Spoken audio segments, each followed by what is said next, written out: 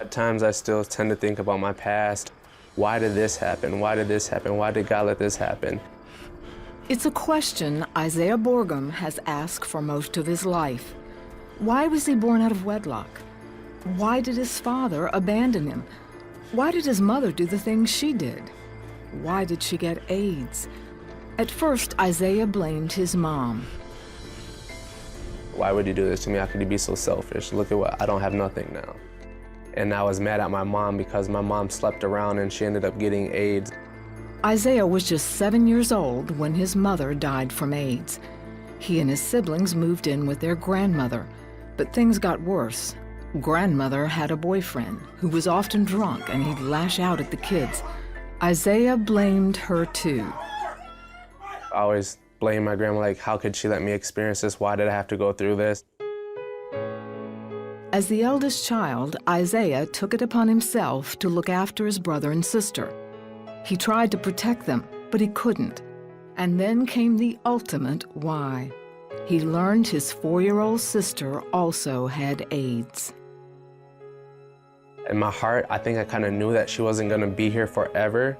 So I just wanted to spend as much time with her as possible so I can build some memories and build some moments with her. And I think that's why it impacted me so deeply. Jasmine had contracted the disease in her mother's womb. Isaiah watched her suffer for a year before she died short of her 5th birthday. The night before she died, she said that the angels are coming to get her and take her to be with Jesus. Nothing changed for Isaiah and his brother until grandmother kicked out her boyfriend. But the damage was done. Now a teenager, Isaiah battled depression and suicidal thoughts. He now blamed God for his problems. I wore my anger on my sleeve, and how I felt inside my heart and being mad towards the world and towards God. In high school, Isaiah was getting in trouble for fighting and being disruptive in class. He was suspended several times and almost didn't graduate. He turned most of his attention to girls and drinking, but that had consequences. He got a DUI and lost his license.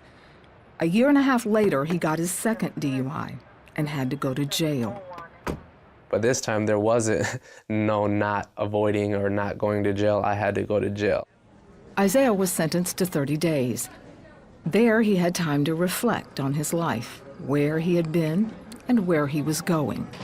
Jail was pretty much the waking up point when I realized that, okay, I can either continue to keep going down the path I'm on, or I can change and seek the Lord and ask for forgiveness and ask him to heal my broken heart.